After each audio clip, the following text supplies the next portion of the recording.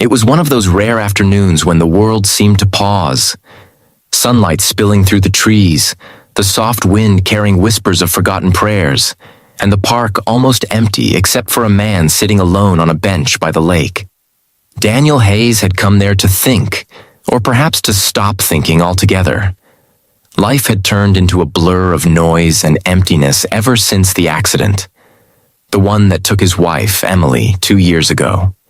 Every Sunday, he still came to this park where they used to sit together, because somehow it felt like the only place where her memory still breathed. But today, as he sat quietly, watching the gentle ripples of the water, he didn't know that something unexpected was about to happen. Something that would remind him that God still worked in mysterious ways.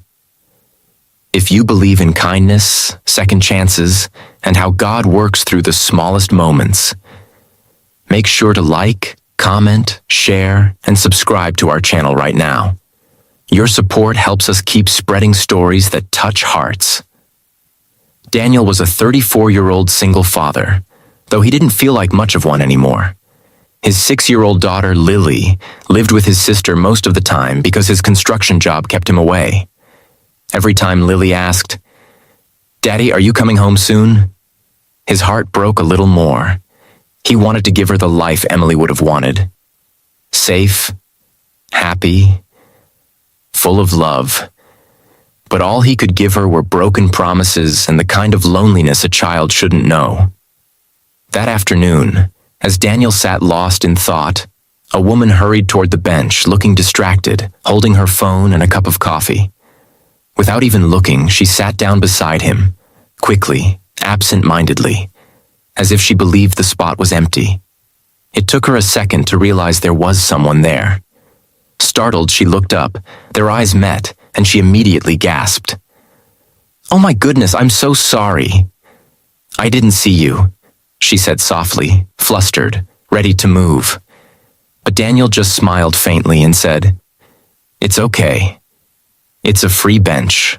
Her name was Grace Mitchell, 29, a teacher at a local elementary school. She looked exhausted, her sweater slightly wrinkled, eyes heavy as if she'd been crying earlier. Something about her presence carried both warmth and sadness, like a melody playing quietly in the background. She apologized again, but Daniel told her she could stay if she wanted. For some reason, she did. The silence that followed wasn't awkward. It was peaceful. Grace stared at the lake as though it held answers she couldn't find anywhere else. Daniel wanted to ask if she was okay, but something in her expression told him she wasn't ready to talk. After a few minutes, she sighed and said quietly, "I just needed somewhere to breathe." Daniel nodded because he understood. As the minutes passed, Grace began to open up. She told him she'd recently lost her mother, her only family, and today was her first visit to the park since the funeral. She used to come there with her mom every Sunday, feeding ducks and talking about everything and nothing. "I thought I could handle it," she whispered, "but when I sat down on the wrong bench, it hit me. I don't even know where I belong anymore." Daniel listened silently, his heart stirring with a strange ache of recognition. It was the same pain he carried every day, the pain of trying to live when someone you love no longer can. For a long moment, neither of them spoke. They just sat together, strangers bound by loss, by something deeper than coincidence. The next few Sundays they met again, always on the same bench, always without planning. Sometimes Grace brought coffee, sometimes Daniel brought crumbs for the ducks. They didn't talk much about the past, but their silences were full of meaning. Grace learned about Lily, and how Daniel blamed himself for not being there the night Emily's car lost control in the rain. Daniel learned about Grace's mother, a gentle woman who had spent her life teaching kindness to children, including many who had no one else. Weeks turned into months. Daniel found himself smiling again. Small, hesitant smiles that grew more natural with each meeting. Grace's laughter, soft and sincere, had a way of making the world seem less heavy. For the first time in 2 years, Daniel started praying again, not for things to go back to how they were, but for strength to move forward. Then one day, as the winter breeze painted the park in pale colors, Grace didn't come. Daniel waited, from noon till sunset, his heart restless in a way he hadn't felt in years. He told himself maybe she was busy, but deep down, he feared the same loss all over again. Days passed, no sign of her. He checked the nearby school where she said she worked, only to learn she'd taken a sudden leave after collapsing from exhaustion. Without thinking twice, Daniel found himself outside the hospital that evening, unsure if he was even supposed to be there. When he finally saw her, pale, tired, but still smiling, she looked surprised. "How did you find me?" she asked weakly. He simply said, "I didn't." God did. Grace had been diagnosed with anemia, worsened by stress and loneliness. She'd been ignoring her own health while trying to hold on to everything else. Daniel stayed beside her that night, not saying much, just holding her hand like she had unknowingly held his heart all these months. When she woke up the next morning, she found a little drawing Lily had made. 2 people sitting on a bench by the lake with the sun shining above them. Underneath it, Lily had written, "God brings people together for a reason."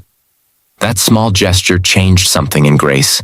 She began to recover, not just physically, but emotionally. She started joining Daniel and Lily on their Sunday visits to the park. Lily adored her instantly, asking endless questions, making her laugh, and slowly filling that quiet space between Grace's grief and Daniel's guilt. One spring afternoon, as the sunlight danced on the water again, Grace looked at Daniel and said, "Do you ever think we were supposed to meet that day?" He smiled, his eyes warm.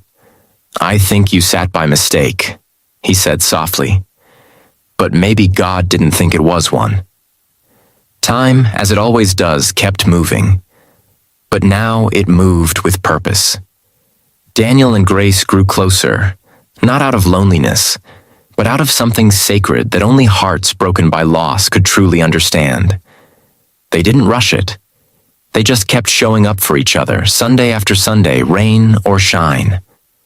1 year later, the same bench where 2 strangers once sat in silence became the place where Daniel proposed, not with grand gestures or fancy words, but with a simple whisper that carried everything their souls had learned. "I don't believe in accidents anymore." Grace said yes, tears shining in her eyes, her heart finally at peace. That day, as they sat together watching Lily chase ducks by the lake, Grace felt something warm bloom inside her. Not just love, but gratitude. Because sometimes God's blessings don't arrive with lightning or thunder. Sometimes they arrive quietly, disguised as mistakes, hidden in moments we almost overlook. Their love story wasn't about perfection. It was about healing, forgiveness, and faith. It was about 2 people who had both lost everything, but found something far greater. The understanding that God's plans often unfold in the places we least expect. If this story touched your heart, please like, share, and subscribe to our channel. Your love and support help us keep sharing stories of faith, kindness, and second chances that remind people they are never truly alone. Before you leave, comment below. Tell us if you believe that some people are sent into our lives by God for a reason. Have you ever met someone who changed your life by accident? We'd love to hear your story. And as the sun set over the quiet park, the same bench that once held pain and silence now held hope. The kind of hope that never fades. Because what began as a mistake became a miracle. And Daniel knew deep down that God had brought Grace there not just for a moment, but for a lifetime.